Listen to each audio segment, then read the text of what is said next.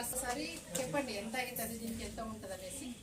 రేపు ఎమ్మెల్యే గారు వస్తున్నారు వేరే దగ్గరికి, అక్కడికి చెప్పేసారు.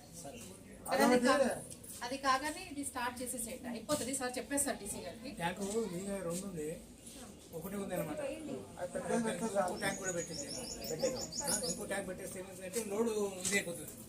ట్యాంకు మార్చి పెట్టేస్తే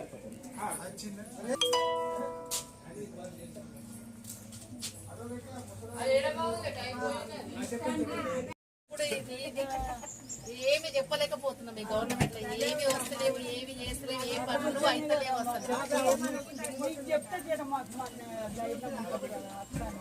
వస్తుంది మళ్ళీ మన ప్రభుత్వమే వస్తుంది, అన్ని సేమ్ ఉన్నట్లాగా అన్ని అవుతాయి.